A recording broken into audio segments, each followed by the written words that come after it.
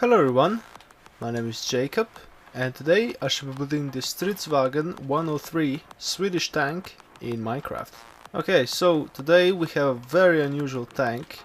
It's called the Stridsvagn. I'm probably pronouncing that wrongly, so excuse me. Or also known as the STRV 103, also known as the S-Tank. This thing used to be the Swedish main battle tank, and as you can see, the most defining feature of this thing is that it doesn't actually have a turret. Now I'm gonna get into that a bit later. So this thing was in service, or was being produced from like the 60s, and was in service until I think the 90s. As I said, it does not have a turret. It has a fixed gun, a 10.5 centimeter rifled gun, and yeah, that's about it for the stats.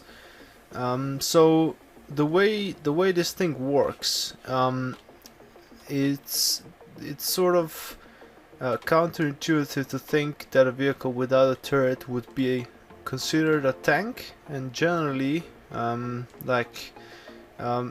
much all of the other vehicles without a turret are not considered a tank, other than this one.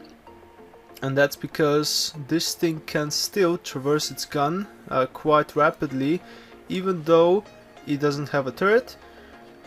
So basically, this tank has a very advanced and quite complex hydraulic suspension, which can lower the front of the tank, or lower the back and raise the front, or whatever, or vice versa. And that's the way it can move the gun elevation, so move the gun up or down.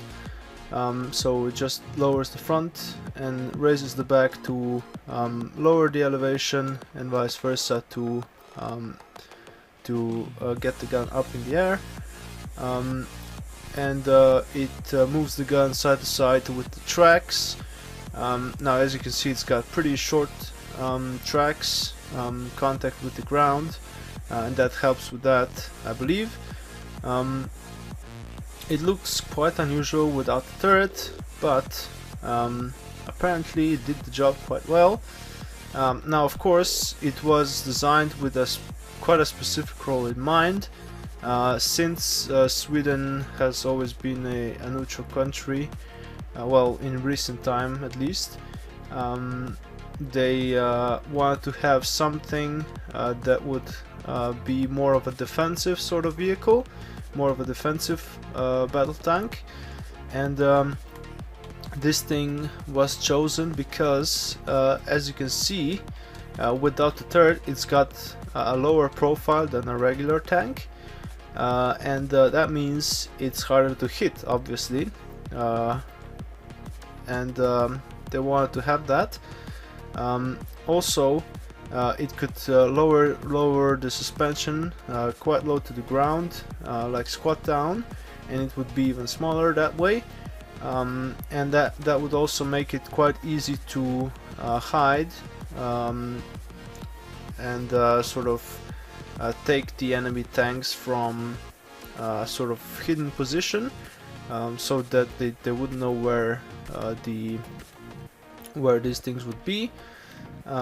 So that all of those features sort of appealed to the Swedish, and they chose this thing somehow.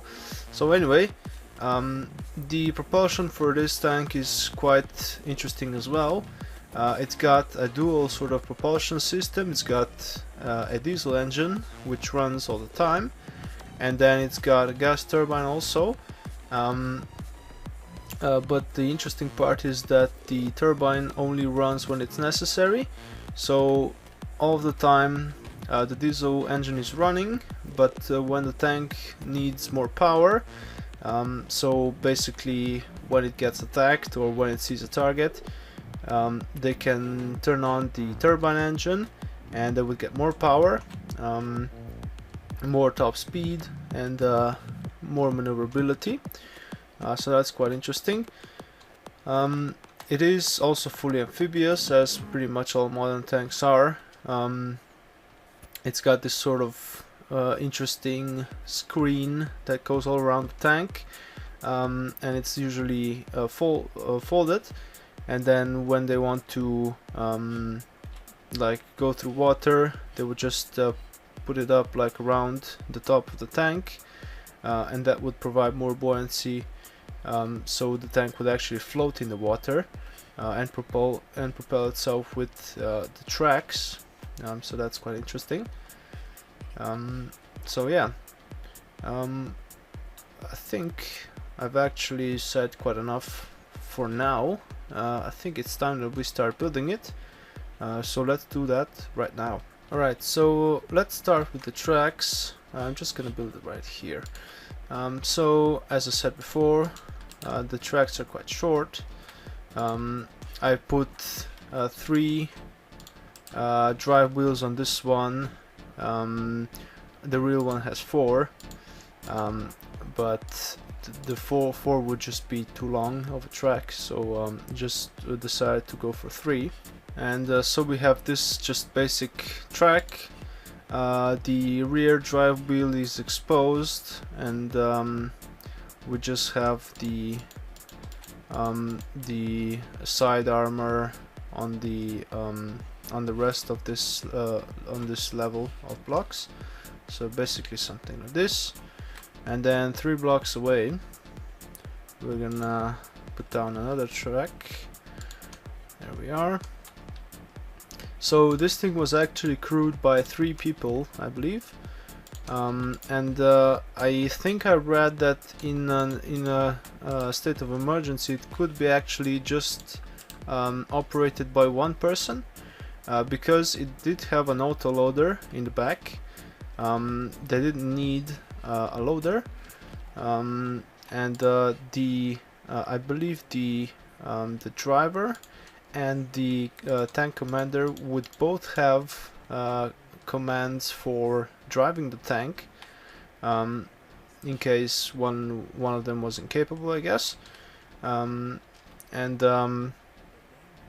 So that pretty much meant that only 1 person could drive this tank and operate it. It would be quite stressful, I believe, doing all of the jobs at once, but I guess it could be done. So the tank had the driver, the radio operator, which was in the back, and the commander. That was all of the crew. So that's pretty cool. So I'm just building the hull here, just connecting both of the tracks here. Pretty standard. Just add another layer there.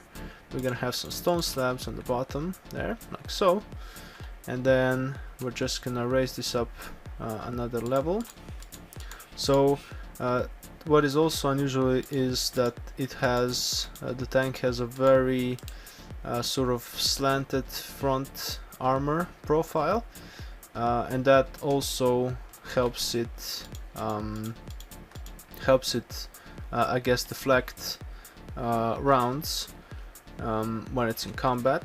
I should also mention that this tank was never tested in combat, so true performance is not really known, but it has pretty good predispositions for being a very successful tank. So anyway, let's just fill this in here. We're gonna have the gun. We're gonna build the gun later. So this is basically our hull. We have a bit of an extension at the back here, like so, and then we have some radiators that go in here and here. On top we've got some slabs, so we have basically the exhaust that runs on the right side along the top and ends right at the end of the tank pretty much. So I'm gonna put down a Wither Skeletal Skull. It's gonna be the end of our exhaust, and then the rest of the top is covered with slabs. Well, the middle is at least. So we have something like this. So we have 6 by 3 layer of slabs on top. We've got some slabs on the front as well. So we have some in front of the tracks. So like here, we have a row of them, and then we have some slabs on top of the tracks, and just in here, like so. We have some green carpet here, and also we have a gun in the middle. Now they could have made it, I guess, so that the gun would be able to move up and down, at least if they didn't have a turret, but they decided to mount the gun in a fixed position, yeah, this is pretty much with the suspension. They pretty much sort of worked around that problem, and it's pretty cool that they came to that solution. I don't know that any other tank ever had this configuration at all, so yeah, I don't know what to think about it. Actually, it's pretty cool. It's very Swedish, so I don't know, very nice, interesting. Okay, so on the front we've got some thingies, some trapdoors. They're gonna hold up my iron fencing, iron bars, and these are representing the anti-rocket armor on the front, sort of like anti-RPG armor. And then behind that we've got some lights on like either side like this, and also we're gonna need some glowstone to put in those thingies. Okay, so that's pretty much that for our front. Not very much to it. On the top we've got a viewing port. The real one has like two, a smaller one and a bigger one. I just built the bigger one here. It goes right here, and then we have the hatch that goes right there, and on top is a turret as well. So we have an anvil, if I can find one. There it is. An anvil on top with a end rod barrel. There we are. And I believe that's pretty much it. So overall, a very, very interesting vehicle. You should really read up on this if you are interested. It's quite cool. I wasn't really aware of this. I read something about it somewhere, or I saw something about it on YouTube, I believe, and it really caught my attention. So these are not in service anymore. As I said, they were having them, or they were using them until like the mid 90s, I believe, and then they swapped them for I think they're using a version of the Leopard tank, I believe. They have their own version of it, so that's what they're using now. Because these things didn't have all of the modern tech. They had like the mechanical tech, a lot of it, but they didn't have like the modern electronics, basically. And I guess they decided to just go for an existing tank that had been